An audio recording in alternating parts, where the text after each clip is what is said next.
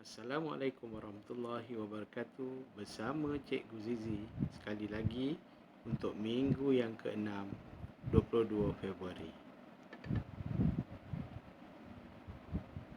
Apa khabar murid-murid? Harap semua sihat, sejahtera.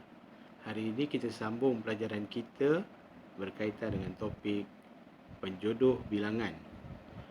Penjodoh bilangan bukanlah topik yang baru bagi pelajar-pelajar sebab kamu telah belajar topik penjodoh bilangan pada tahun-tahun sebelum ini, dari tahun 1, 2 dan 3. Jadi pelajaran ini adalah kesinambungan daripada tahun-tahun sebelum ini.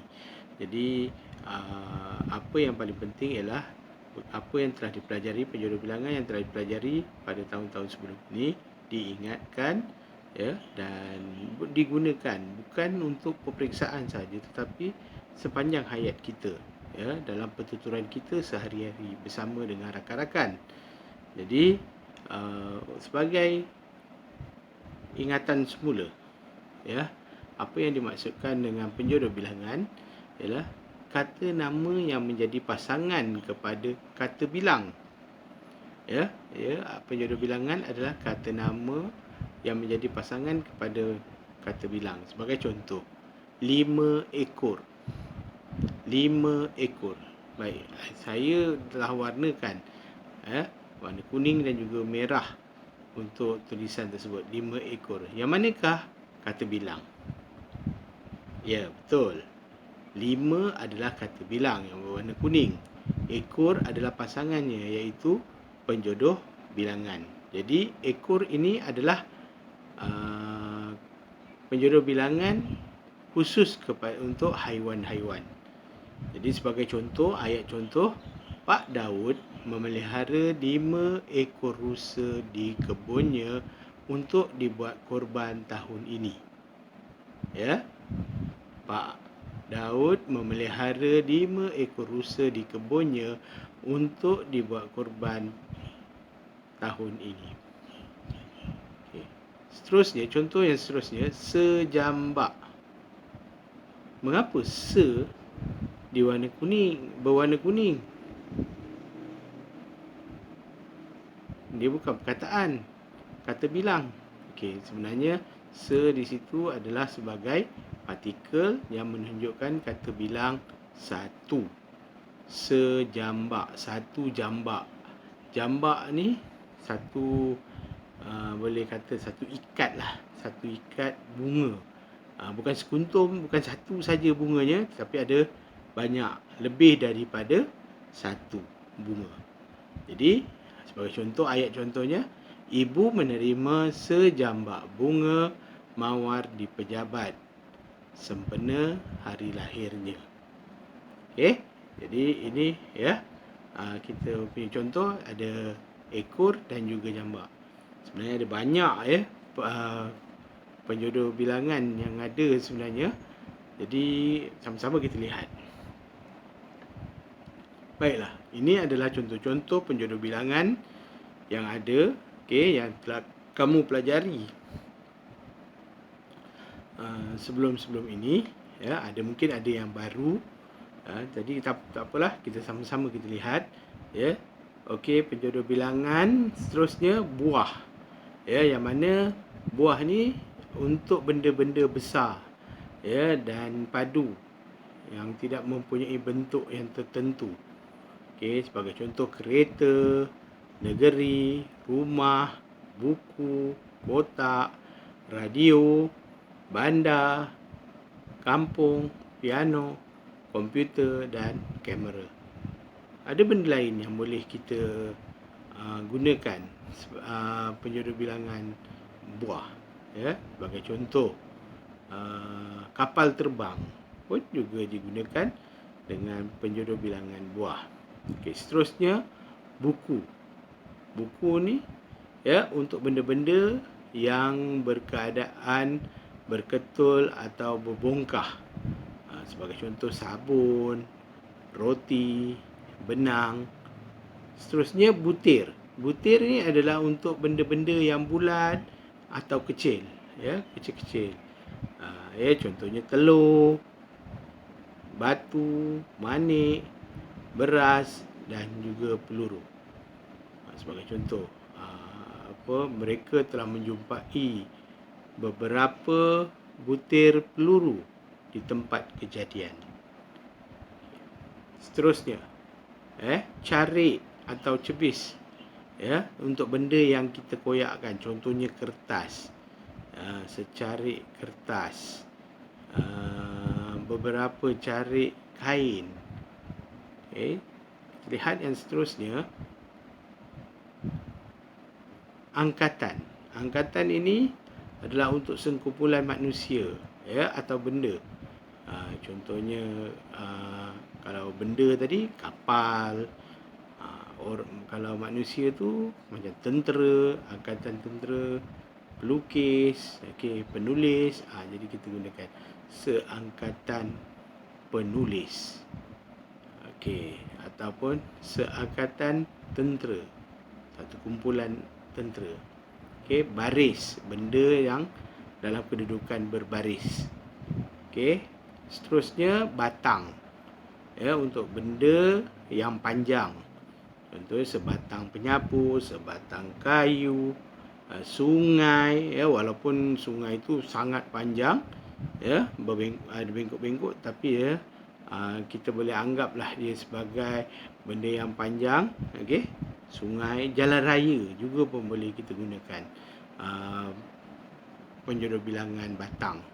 Seterusnya, bentuk. Bentuk ini untuk benda yang kecil berkeluk. Contohnya mata kail, subang, cincin. Ini kita gunakan bentuk. Kita teruskan. Untuk seterusnya, ketul. Untuk benda yang berketul dan padu. Contohnya seketul batu, seketul ais, tulang, sabun ataupun roti seketul. Kuih juga pun boleh juga kita gunakan seketul. Baik. Seterusnya, kata penjodoh bilangan kotak. Untuk benda-benda yang diisi dalam kotak. Mancis, pensel, rokok, sabun, ubat nyamuk. Ini adalah benda yang kita gunakan penjodoh bilangannya kotak. Seterusnya, kuntum. Ini khusus untuk bunga. Bunga mawar, bunga melati. Sekuntum bunga. Tadi kita dah belajar dah jambak. Tapi yang kuntum ni maknanya satu-satu bunga. Kalau jambak dalam ikat, maknanya lebih daripada satu. Kuntum pun boleh 2 kuntum, 3 kuntum, lebih daripada satu kan. Tapi kalau kita lihat macam contoh dalam gambar tu, dalam gambar tu ada contoh ni, bahagian ni. Jadi sekuntum bunga, sebagai contoh. Seterusnya, laras. Laras ini untuk senjata api. Dia mempunyai satu bahagian yang panjang. Contohnya pistol, senapang, meriam. Baik. Untuk seterusnya, berkas. Berkas ini untuk benda yang diikat bersama-sama. Contohnya macam kunci, seberkas kunci. Lidi, penyapu, lidi penyapu, itu seberkas lidi penyapu. Kayu yang diikat, kayu api sebagai contoh. Dia telah mengumpulkan beberapa berkas kayu api. Seterusnya, bidang. Bidang ni untuk benda yang terbentang luas. Bukan terbentang tu macam sekadar untuk tikar saja, tapi banyak. Contohnya macam tanah. Macam saya ada tanah sawah sebagai contoh. Ada tanah kebun. Jadi sebidang tanah. Sebidang sawah. Pemaidani, kapet, layar, tikar pun juga kita gunakan bidang. Seterusnya macam biji. Tadi kita pun dah bincangkan tadi, biji untuk benda-benda yang kecil, Buah juga pun masuk dalam penggunaan penjodoh bilangan biji. sebiji labu, lobak, kobis.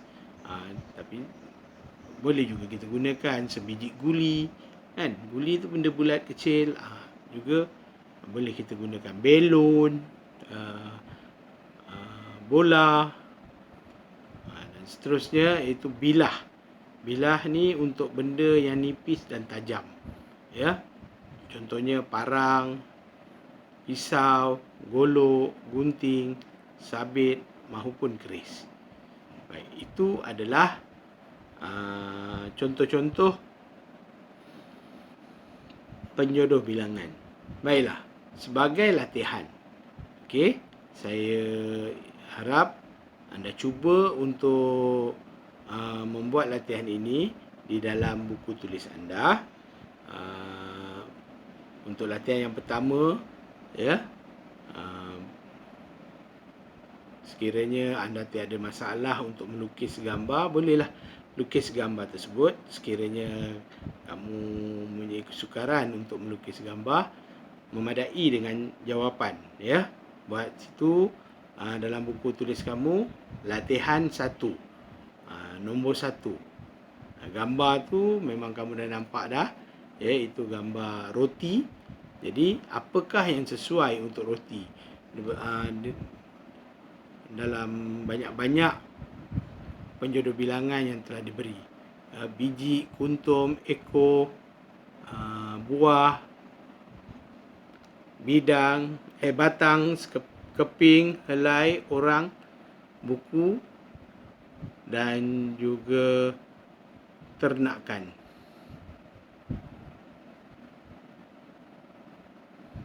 Tandan, minta maaf. Tandan, ya. Baiklah, ini untuk latihan 1. Untuk latihan 2, juga kamu tulis dalam buku tulis kamu, salin ayat tersebut dan isikan tempat kosong dengan penjodoh bilangan yang sesuai, ya. Jadi saya harap kamu dapat mencuba untuk membuat latihan tersebut, ya. Dan jika kamu dah siap, kamu bolehlah send picture latihan kamu, sama ada kamu masukkan melalui GC ataupun kamu boleh hantar personal kepada saya melalui Telegram personal saya, ya. Boleh saya buat semakan untuk kamu. Okey, baik, itu saja untuk kali ini. Terima kasih dan selamat mencuba. Assalamualaikum warahmatullahi wabarakatuh.